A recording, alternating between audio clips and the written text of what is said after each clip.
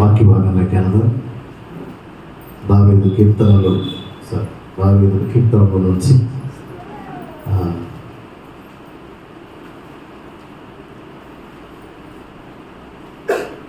కోరహు కుమారుడు రాసినటువంటి దైవ ధ్యానం 42వ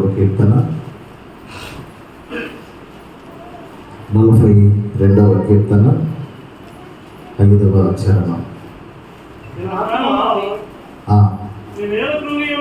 నీవేళ కృంగి ఉన్నావు, దేవుని యందు నిరీక్షణ ఉంచుము, ఆయనే నా రక్షణకర్తనియు నా దేవుడనియు చెప్పుకొనుచు స్తుతించెదను. ఆమేన్. నా ప్రాణమా నీవేళ కృంగి ఉన్నావు. తమిళలో చదివాడు, ఎన్ ఆత్మావే నీయే కలంగి విరాయి. అంటే ఇక వాక్యాన్ని కోరహు కుమారుడు 2వ స్కంధంలో రాస్తూ ఉన్నారు. కోరహు కుమారుడు రాసినటువంటి 12 కీర్తనల్లో 12 దైవ ధ్యానాల్లో ఇదొక కీర్తన, ఇదొక దైవ ధ్యానం. 2వ స్కంధంలో రాసినటువంటి 2వ భాగంలో రాసినటువంటి కీర్తనలన్నీ 5 భాగాలు. 5 భాగాల్లోనే 2వ భాగంలో మొదటి కీర్తన అంటే 42వ చరణాన్ని కోరహు కుమారులు రాసి ఉన్నారు. ఈ కోరహు కుమారులు రాసినటువంటి 42వ కీర్తన దేవుని మీద విశ్వాసం ఉంచినటువంటి వారికి ఒక హామీ లాగా ఉంది. ఇప్పుడు చెప్పినాడు సాక్ష్యంలో, నా దేవుడు నాతో ఉన్నాడు, నా సంఘం నాతో ఉంది అన్నాడు కదా. అలాగా నా ప్రాణమా నువ్వెందుకు నాలో కృంగి ఉన్నావు, నాలో నువ్వెందుకు తొందరపడుచు ఉన్నావు, నీవు దేవుని యందు నిరీక్షణ ఉంచుము అంటే కోరహు కుమారులు అక్కడ చెబుతున్న మాట ఏంటంటే, నా ప్రాణమా నీవు ఎలా కృంగి ఉన్నావు, నా ఆత్మావే నీ కలంగి విరాయి. నువ్వెందుకు కృంగిపోతా ఉన్నావు, నువ్వెందుకు బాధపడిపోతా ఉన్నావు అని తనను తాను ప్రశ్నించుకుంటున్నాడు. దాని అర్థం ఏంటంటే నువ్వు కృంగిపోవద్దు. ఆమేన్. ఈ స్థలంలో కూర్చున్న ప్రతి దేవుని బిడ్డను బట్టి దేవుడు ఈరోజు సెలవిస్తున్నాడు మాట, నువ్వే విషయంలో కృంగిపోయావో, నువ్వే విషయంలో బలహీన పడిపోయావో ఆ విషయాన్ని బట్టి నువ్వు కృంగిపోవద్దు. మీ మనస్సుతో, మీ ప్రాణముతో మీరు చెప్పుకోవాల్సిన మాట, నా ప్రాణమా నాలో నువ్వెందుకు కృంగుతూ ఉన్నావు. ప్రభు అంటాడో, శరీరము బలహీనమే కానీ ఆత్మ సిద్ధమే.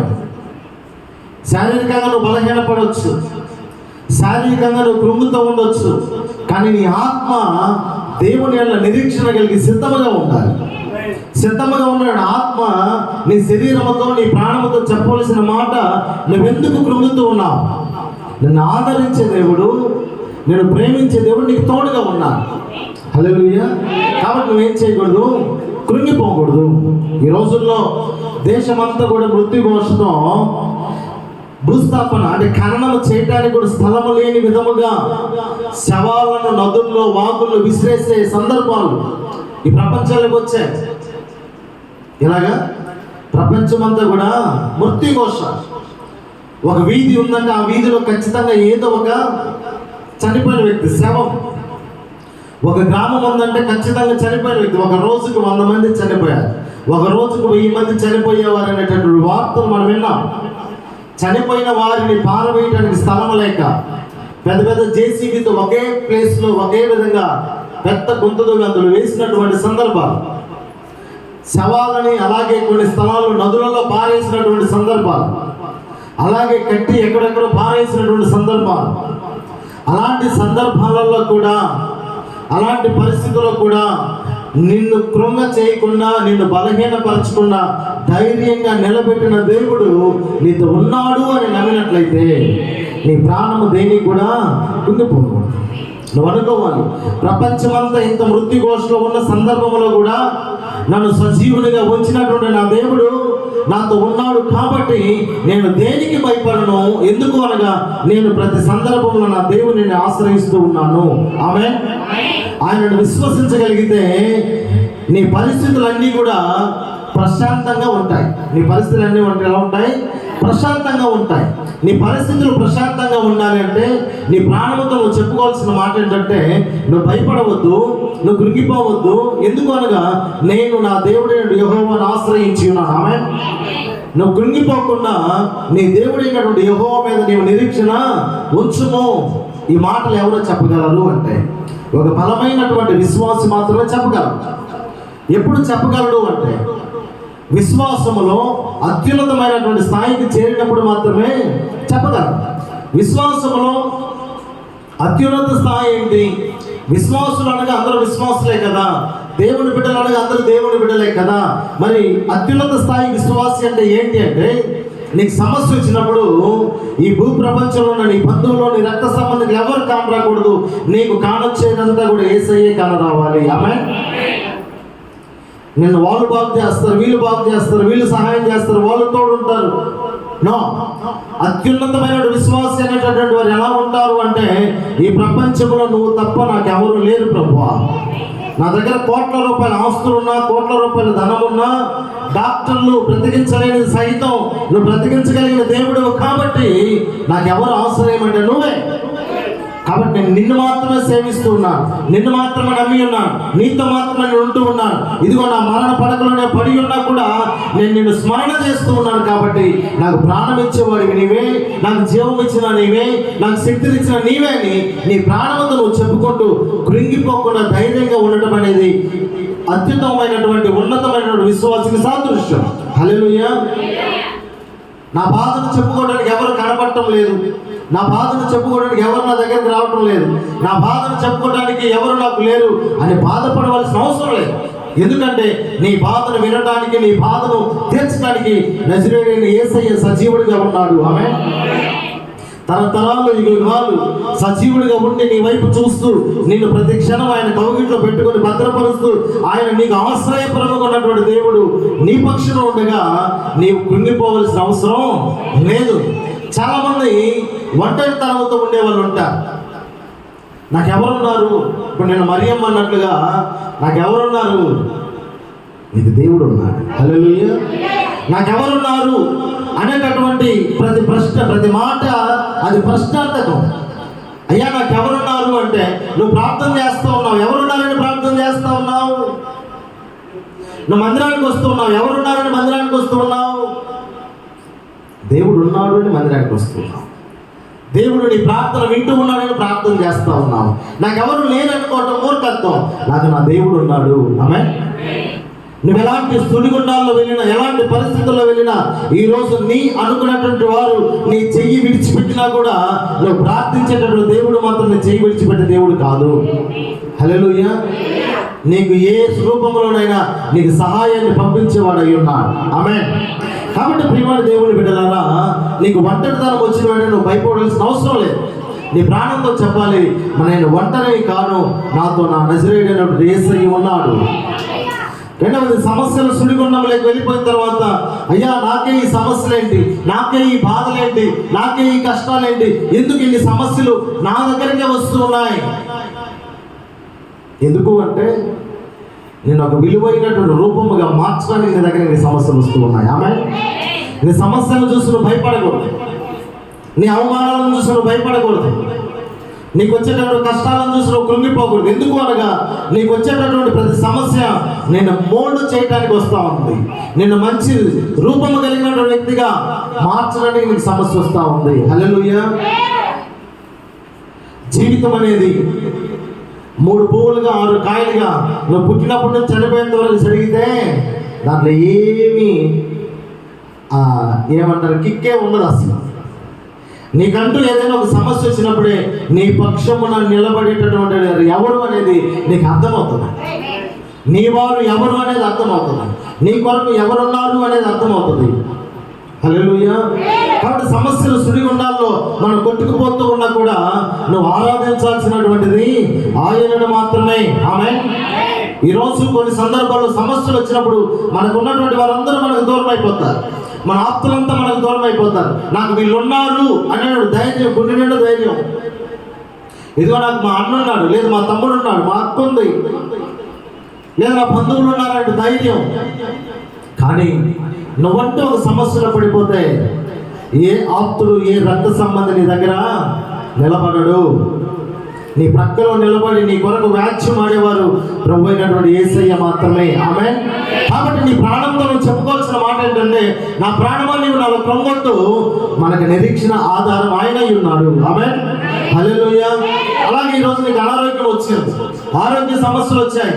ఈరోజు నీకున్నటువంటి ఆరోగ్యాన్ని డాక్టర్ దగ్గరికి వెళ్ళినా కూడా తన లిమిట్ వరకు, తన పరిమితి వరకు తను చూడగలడు.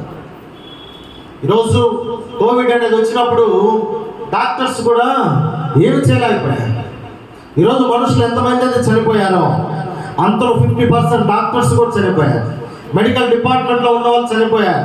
హాస్పిటల్ ఆ యొక్క డిపార్ట్మెంట్స్లో ఉన్న వాళ్ళు చనిపోయారు. కారణం ఏంటంటే వారికి వైద్యం తెలుసు, కానీ వారికి సైతం అంతుపట్టినటువంటి వైరస్, దాన్ని చంపగలిగిన వాడు, దాన్ని తరిమివేయగలిగిన వాడు ఎవరైనా ఉన్నారు అంటే అది నజరేయుడైన యేసయ్య మాత్రమే. ఆమేన్.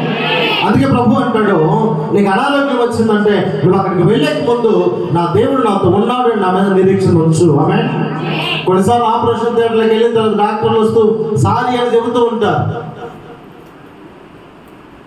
మనం ఏమన్నా ఎదిరించగలమా వాళ్ళని ఏమైనా అనగలమా? 50 లక్షల రూపాయలు మనం కట్టినా, 1 కోటి రూపాయలు మనం అక్కడ స్పెండ్ చేసి ఆ ఆరోగ్యం కొరకు, ఆరోగ్యం బాగుపడటం కొరకు అన్ని చేసి 1 కోటి రూపాయలు అక్కడ హాస్పిటల్ తీసుకెళ్ళి హాస్పిటల్లో పెట్టినా, 1 కోటి రూపాయలు అంతా కట్టిన తర్వాత సారీ అని గ్లౌజులు ఉప్పదీశాడు అనుకో, ఆ 1 కోటి రూపాయలు పోయినాయి మనిషి.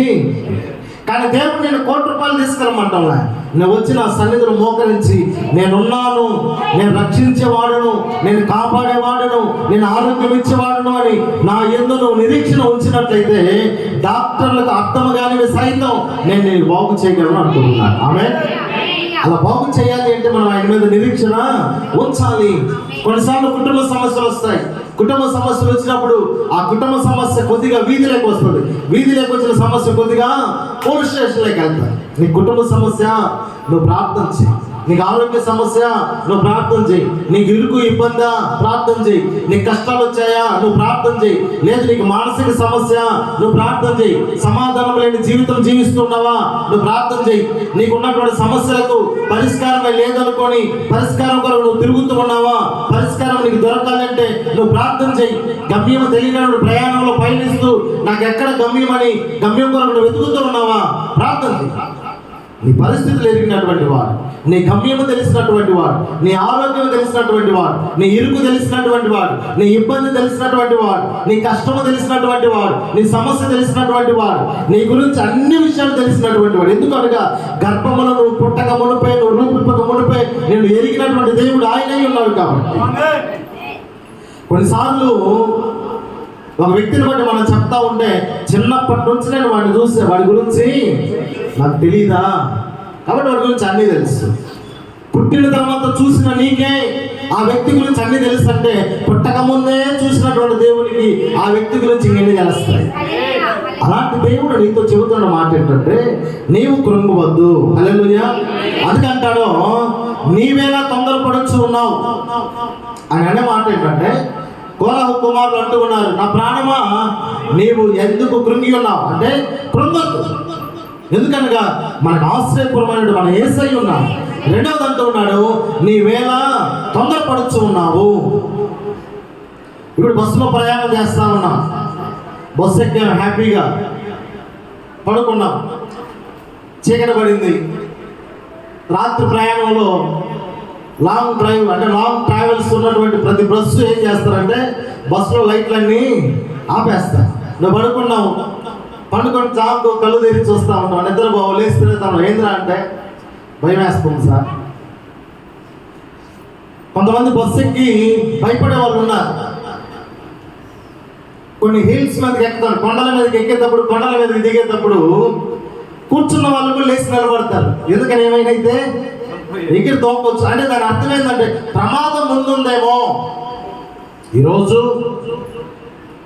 బస్సు ఎక్కినటువంటి నీవు ప్రమాదం ముందు ఉందేమో. నేను ఆ గమ్యం లేదా ఊరు లేదా గ్రామం లేదా నా బంధువుల దగ్గరికి చేరేకి ముందే నేనేమైనా అయిపోతానేమో అనేటటువంటి కంగారు నీలో ఉంటే అది ప్రయోజనకరమైనది కాదు. ఎందుకనగా కంగారు నీది కాదు. ఈరోజు గమ్యం చాలా మంది నీ చేతిలో లేదు. ఎవరి చేతిలో ఉంది? బస్సును నడిపే డ్రైవర్ చేతిలో ఉంది. ఎందుకనగా బస్సు నడిపేది నీవు కాదు. ప్రమాదాన్ని తప్పించాలన్నా, ప్రమాదాన్ని కలిగించాలన్నా ఎవరు? డ్రైవర్ మాత్రమే. నువ్వు ఒక ప్రయాణికురాలు మాత్రమే. ప్రమాదం పొంచి ఉన్నా నువ్వేమి చేయలేవు, ప్రమాదం పొంచి ఉండకపోయినా నువ్వేమి చేయలేవు. అలాగే నీ జీవితం యేసయ్య చేతిలో ఉన్నప్పుడు నువ్వు కంగారు పడాల్సిన అవసరం లేదు. నువ్వు వెళ్ళే ప్రతి పరిస్థితి గుండా నువ్వు ఎక్కడికి చేరాలో ఆ గమ్యానికి చేర్చేవాడు యేసయ్య అయి ఉన్నాడు. హల్లెలూయా. కానీ జీవితాన్ని యేసయ్య చేతిలో పెట్టిన తర్వాత, నువ్వు క్రైస్తవురాలిగా మారిన తర్వాత, నువ్వు మారుమనసు పొంది బాప్తిసం తీసుకున్న తర్వాత, నా జీవితం ఏమైపోద్దో, నా బిడ్డల జీవితం ఏమైపోద్దో, అసలు నా బ్రతికి ఎంతవరకు ఉంటుందో, నేను చనిపోయేలోపు నా బిడ్డలు సెటిల్ చేస్తానో లేదో అని నువ్వు ప్రయోజనం లేనటువంటి విషయాలకు నువ్వు కంగారు పడితే దానికి ఉపయోగం లేదు. నువ్వు కంగారు పడినంత మాత్రం నువ్వు ఏమైనా సెటిల్ చేయలేవు. నీ కంగారు పడినంత మాత్రం నీ ఆరోగ్యాన్ని బాగు చేసుకోలేవు. నువ్వు కంగారు పడినంత మాత్రాన బెత్తడున్న వ్యక్తి మూరుడు కాలేవు, మూరుడు ఉన్న వ్యక్తివి బెత్తడి కాలేవు. అర్థమవుతుందా? నీలో ఉన్నటువంటి కంగారు ఉపయోగం లేని కంగారు, నీలో ఉన్నటువంటి కంగారు ప్రయోజనం లేని కంగారు. చాలా మంది పుట్టినప్పటి నుంచి ఒక బిడ్డ పుడితే ఆ బిడ్డ కొరకు ఎత్తి పెడతా ఉంటారు. ఎప్పుడు కష్టమే. ఏంట్రా కష్టం అంటే, అలాగే నాకు ఆడపిల్లలు పుట్టారు అందుకని నేను ఎప్పటి నుంచో ప్రతి రూపాయి. అబ్బాయి 18 సంవత్సరాలు వచ్చింది, దానిలో కూర్చే. అమ్మాయికి ఒక 18 సంవత్సరాలు వచ్చింది. 18 సంవత్సరాల దాకా రూపాయి దాచిపెట్టి ఒక 10 లక్షలు దాచిపెట్టాడు తన తండ్రి. ఆ 18 సంవత్సరంలో తల్లికో తండ్రికో ఒక సరగైన ఒక పెద్ద అపాయం జరిగింది. 10 లక్షల రూపాయలు ఆడబెట్టాలి. ఇప్పుడు దాచిపెట్టినంత ఉపయోగమేనా? కడుపు కాల్చుకొని పస్తులుండి ఐశ్వర్యాన్ని వదిలిపెట్టి సంతోషాన్ని వదిలిపెట్టి బిడ్డలను సెటిల్ చేయాలని రూపాయి దాచిపెట్టావు. కానీ 18 సంవత్సరాల తర్వాత జరగాలని ప్రమాదం జరిగింది. ఆ 10 లక్షల రూపాయలు అక్కడ పెట్టుబడి పెట్టాల్సి వచ్చింది. ఇప్పుడు రూపాయి దాచిపెట్టింది ప్రయోజనమా అప్రయోజనమా? ప్రయోజనం లేదు. కారణం అందుకంటే ఏ రోజు ఏది కావాలో, ఎప్పుడు ఏది కావాలో, నీ బిడ్డలకు నీకు బిడ్డలు ఇచ్చినటువంటి దేవుడు నీ బిడ్డలకు ఏమి కావాలో వాటిని కూడా సిద్ధపరిచిన తర్వాత నీకు బిడ్డలు ఇచ్చాడు. హల్లెలూయా. నువ్వు చేయాల్సింది ఆయన సన్నిధిలో మోకరించి, ప్రభువా నా బిడ్డలు వారికి జన్మనిచ్చినప్పుడు, వారి భిన్నముగా ఉన్నప్పుడు నా బిడ్డల పట్ల ప్రభువా నువ్వు ఏ ప్రణాళిక వేసి ఉన్నావో ఆ ప్రణాళికను నెరవేర్చు ప్రభువా. ఆ ప్రణాళిక నా బిడ్డలు నెరవేర్చబడటానికి, నా బిడ్డలు సుఖముగా సౌఖ్యముగా ఉండటానికి నేను ఎలా ఉండాలి అనేది నువ్వు ప్రార్థన చేయాలి. నువ్వు ఈ లోకానుసారంగా తిరుగుతూ నువ్వు 10 లక్షల రూపాయలు నీ బిడ్డల కొరకు భద్రపరిచినా చినిగిపోయిన సంచులు వేసినంత మాత్రమే. నువ్వు నీ బిడ్డలు వయసు ఎదిగి పెళ్లిడు వచ్చేదాకా నీ బిడ్డల చదువుల నిమిత్తం, నీ బిడ్డల యొక్క ఆరోగ్యం నిమిత్తం నువ్వు ఎంత ఖర్చు పెట్టి రూపాయి లేనివాడిగా ఉన్నా నీ బిడ్డల పక్షాన ఆయన నిలబడి ఎన్ని కార్యాలు చేస్తాడు. ఆమేన్. అంటే దాని అర్థం ఏంటంటే మనం దేన్ని బట్టి తొందరపడవలసిన అవసరం లేదు. ఎందుకు అనగా ప్రమాదము అనేది బస్సులో డ్రైవర్ చేతులు ఎలాగుంటుందో, ప్రయాణం చేసేవాడు నీ చేతులు ఎలాగ లేదో, జీవించే నీ చేతిలో ఏమీ లేదు. నీకు జీవం ఇచ్చినటువంటి యేసయ్య చేతిలో నీ జీవిత గమ్యం ఉంది. ఆమేన్. నువ్వు ఏమవ్వాలన్నా కూడా నీ జీవితంలో నువ్వు కంగారు పడి ఏమి చేయలేవు. అది ఆయన చేతులు. కాబట్టి నువ్వు ప్రార్థన చేస్తే, ప్రభువా నేను దేనికి భయపడనయ్యా, నేను దేనికి కంగారు పడను. ఎందుకు అనగా నన్ను నడిపించేవాడివి నీవే. అందుకే కీర్తనకారుడు అంటాడు, నీ వాక్యము నా పాదములకు దీపమునయ్యి నా వెలుగునకు, నా త్రోవనకు వెలుగై ఉంది అంటాడు. ఇప్పుడు మన త్రోవలో వెలుగున్నప్పుడు మనం భయపడాల్సిన అవసరం లేదు. పాముందో, విషపురుగులు ఉన్నాయో, ముళ్ళు ఉన్నాయో, వేరే ఇతర ఏమైనా ఉన్నాయని నువ్వు భయపడాల్సిన అవసరం లేదు, బాధపడాల్సిన అవసరం లేదు. ఎందుకనగా వెలుగులో నువ్వు నడుస్తూ ఉన్నావు కాబట్టి. అందుకంటాడు, నీ వాక్యము నా పాదములకు దీపమునై నా త్రోవనకు వెలుగై ఉంది. ఆ మాట అనేది నీళ్ళు స్థిరపరచబడితే చాలు. అందుకే విలాపవాక్యం 3వ అధ్యాయం 24, 25 వచనాల్లో మాట అంటాడో, విలాప వాక్యములు. యెహోవా నా భాగమని యెహోవా నా భాగమని నేను అనుకొనుచు ఉన్నాను. చాలు. ఆయన యందు నేను నమ్మకించుకొని ఉన్నాను. కంటిన్యూషన్. తన్ను ఆశ్రయించు వారి ఎడల యెహోవా దయాళుడు, తన్ను వెదకు వారి ఎడల దయచూపువాడు. నరులు ఆశ కలిగి రక్షణ కొరకు. హల్లెలూయా. ఆయన ఎవరంట? దయాళుడు. ఎవరైనా దయాళుడు, దయా దాక్షిణ్యము కలిగినటువంటి వాడు.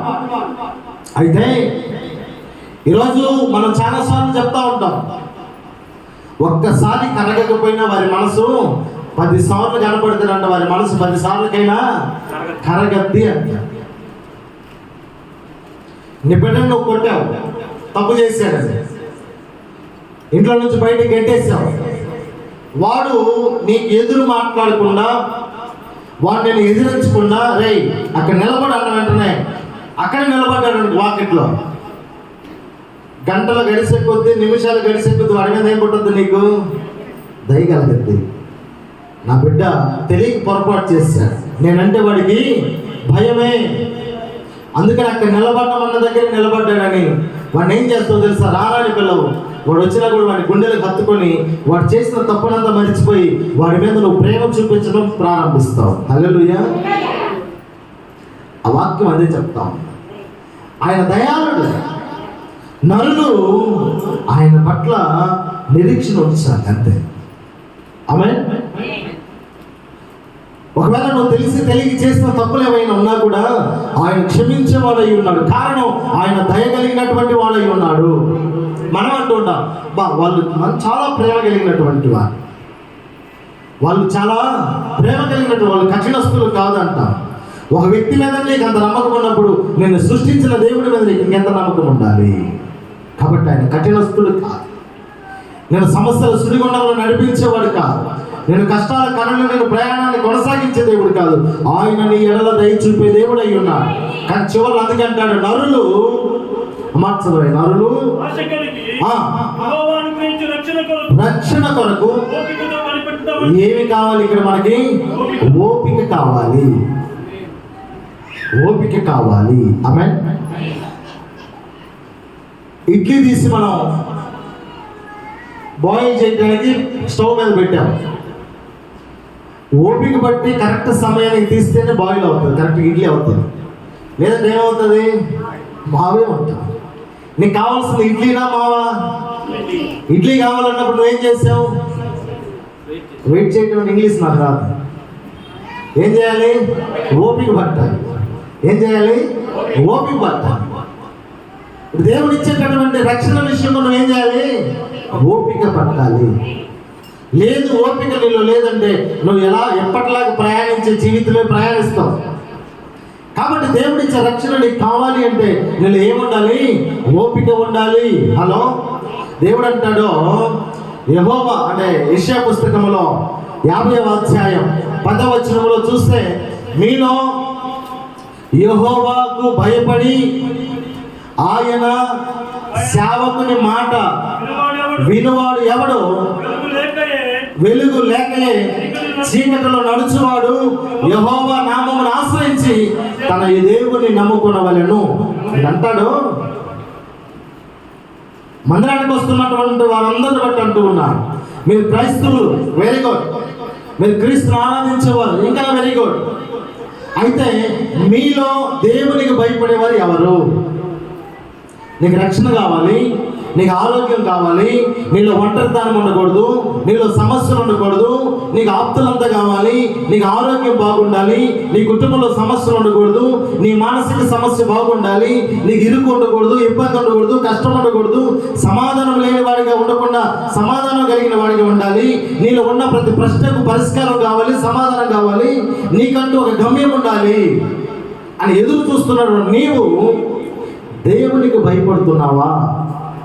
ఆయన అంటాడు, దేవునికి భయపడి ఆయన సేవకుని మాట, అంటే దేవుడి ద్వారా సేవకుడు ఏదైతే వాక్యం చెబుతూ ఉంటూ ఉన్నాడో ఆ సేవకుని మాట వినువాడు మాట వినువాడు ఎవడో ప్రశ్నించాడు, క్వశ్చన్ మార్క్ ఇచ్చాడు. ఏమంట ఏమంట స్త్రీలను చదవండి ఒక తెలుగు బైబిల్. యెహోవాకు భయపడి ఏమంట మీలో దేవునికి భయపడి ఆయన సేవకుని మాట వినువాడు ఎవడు అని అంటాడు. ఎవడో అని లేదు, ఎవడు ప్రశ్నిస్తున్నాడు. ఎవడో అంటే మనది వేరే అర్థమైపోతుంది. ఆయన అడుగుతూ ఉన్నారు ఎవరు. అందుకంటాడు వెలుగు లేకుండా చీకటిలో నడుచువాడు యెహోవా నామమును ఆశ్రయించి దేవుణ్ణి నమ్ముకో. హల్లెలూయా.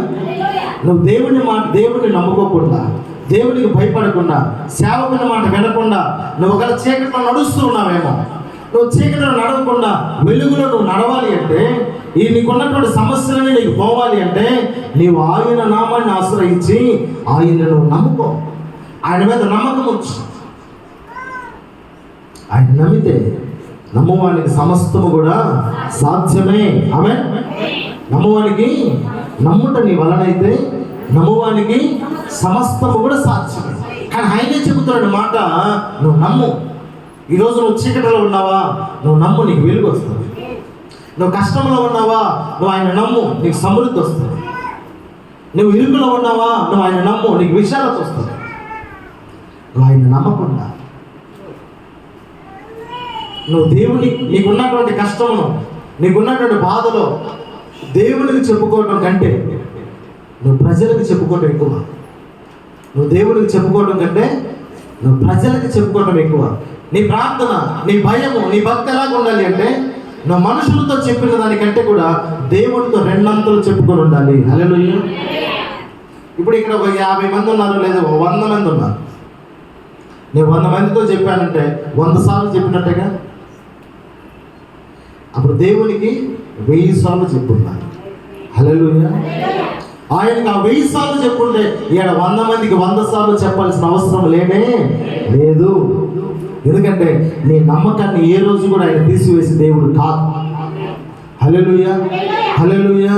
కాబట్టి మనం ఏం చేయాలంటే చీకటిలో నడవకుండా వెలుగులో నడవాలి అంటే ఆయన నామాన్ని మనం ఆశ్రయించాలి. ఆమేన్. 56వ కీర్తన 3వ చరణంలో 56వ కీర్తన 3వ చరణం. నాకు భయము సంభవించు దినమున నేను ఆశ్రయించుతున్నాను. దేవుని బట్టి నేను ఆయన వాక్యమును కీర్తించేదను. ఆమేన్. ఆయన అంటాడు ఆయనకు భయము సంభవించినప్పుడు, ఎప్పుడంట ఆయనకు భయము సంభవించినప్పుడు ఏం చేస్తారంటే దేవుని ఆశ్రయించి ఆయన బట్టి ఆయన వాక్యాన్ని కీర్తిస్తారు అంట. నీకు భయం వచ్చినప్పుడు వాక్యం చదువు. మా పాప దేశకెళ్ళి చాలా డిస్టర్బెన్స్. ఆయనకి భయం వచ్చినప్పుడు ఏం చేస్తాడంటే ఆయన వాక్యాన్ని చదువుతాడు, వాక్యాన్ని కీర్తిస్తాడు. నేను మీకు ఒక మాట చెబుతున్నాను. టిప్ ఏంటంటే ఈరోజు మీరు టీవీ చూసినప్పుడు తెలుస్తుంది, టిప్స్ అని వస్తాయి. మీరు ఉదయాన్నే లేచిన వెంటనే ఫోన్కి ఏమైనా మెసేజ్లు వచ్చాయా, ఏమైనా మిస్డ్ కాల్స్ వచ్చాయా, ఏదైనా వాట్సాప్ వచ్చిందా, ఫేస్బుక్ వచ్చిందా, ఇన్స్టాగ్రామ్ వచ్చిందా, యూట్యూబ్ నోటిఫికేషన్స్ ఏమైనా, ఇవన్నీ చూడకూడదు. మనం లేచిన ఇది పసిపెట్టిన బండ వేసుకున్నట్టుగా ఇది ఎప్పుడు తలదిండి కిందనో, ఎప్పుడు వేలద్దో తలదిండి కింద వెళ్ళినప్పుడు మీ మొహం కాదు కదా, సేమ్ కాదు. ఒక్కొక్కరికి అర్జెంటు చార్జర్లో పెట్టే మాట్లాడుతూ ఉంటాడు. ఇప్పుడు ఎట్లయిపోయిందంటే టిఫిన్ తినిపో అన్నాం అనుకో, మమ్మీ టైం లేదు. ఏమండి టిఫిన్ తినిపోండి అంటే టైం లేదు. మా టిఫిన్ తినిపో అంటే మమ్మీ టైం లేదు అని వెళ్ళిపోతాం. ఏమి లేదని పోతా వాళ్ళు ఫోన్ మర్చిపోయారు. ఎక్కడ ఏం మర్చిపోయారు? వెనక్కి వస్తారా కదా, ఆ ఫోన్ కనపడేదాకా ఎత్తుకులాడరా దిగులన్నీ తీసేసి, బెడ్ అంతా తీసేసి, కబోర్డ్ అంతా కింద వేసేసి, బీరువా అంతా. టిఫిన్ ముఖ్యమా, ఫోన్ ముఖ్యమా? సైకాలజికల్గా టిఫిన్ ముఖ్యమా, ఫోన్ ముఖ్యమా? ఆకలి తీర్చేది మనల్ని. ఇప్పుడు వాళ్ళు దేనికి ప్రాధాన్యత ఇస్తున్నారు? అది నిత్యావసర వస్తువు అయిపోయింది ఫోన్. కానీ దేవుడి యొక్క లేఖనం చెప్పేది ఏంటంటే, నువ్వు ఆ ఫోన్ కానీ అడిక్ట్ అయ్యే ముందుగా ఉదయాన్నే లేచిన వెంటనే నువ్వు ఫోన్ను కూడా చూడకుండా ఏం చేయాలంటే లేచి ప్రార్థన చేసుకుని ఉదయాన్నే నీకు తెలిసినట్టు పాటలు నువ్వు పాడుకో, 1-2 పాటలు. నీకు స్వరం పెరుగుతుంది, నీకు ఆలాపన వస్తుంది. దేవుడు నీలో లేని ఉత్తేజాన్ని, సంతోషాన్ని దేవుడు నీకు దయచేస్తాడు. హల్లెలూయా. నువ్వు ప్రతిరోజు చేయాల్సిన పని అదే. నువ్వు ఫోన్ చూడకపోతే ప్రార్థన చేసుకుని ఫోన్ పట్టించుకోవద్దు. ఎందుకంటే అంత అపాయమైన, మనమే డాక్టర్ ఉన్నాం కదా హార్ట్ పేషెంట్కి సర్జరీ చేయడానికి. లేదు మనమే షేర్ మార్కెట్లో కోట్ల రూపాయలు పెట్టుబడి పెట్టాల, ఎవ్రీ సెకండ్ మనం దాన్ని అబ్జర్వ్ చేస్తూ ఉండటానికి. మనం ఒక సామాన్యమైన వ్యక్తులు. ఎవడో చేస్తాడు తలవాసినాడు, వాడికి పని లేక నిద్ర లేచిందే మనం బలకరించడం. పెడితే వాగ్దానాలు పెడతారు, వాడికి పని ఉండదు. పెడితే గుడ్ మార్నింగ్ పెడతారు. కానీ ఏంటంత ఇంపార్టెంట్ కాదు. నీకు ఇంపార్టెంట్ ఏంటంటే ఫోన్ ఎత్తకుండా ఉండటాన్ని బట్టి వాళ్ళ ప్రాణం అక్కడ పోయింది. నేను ఫోన్ అటెండ్ చేయకుండా ఉండటాన్ని బట్టి వాళ్ళ ఎగ్జామ్ రాయడం మిస్ అయిపోయారు. నేను ఈ ఫోన్ అటెండ్ చేయకుండా ఉండటాన్ని బట్టి వారి జీవితంలో సమస్తాన్ని కోల్పోయారు అనేటటువంటిది ఏదైనా ఉంటే దానికి మొదటి ప్రిఫరెన్స్. లేచిందే, మమ్మీ కాఫీ తాగావా, రే కాఫీ తాగావా, ఫోన్ లేనప్పుడు ఏం అడిగావు. కానీ నువ్వేం చేయాలంటే ఈ కాఫీలు తాగావా, బెడ్లో లేసావా, ఎన్ని గంటలకు లేసేది అని అడిగే ముందు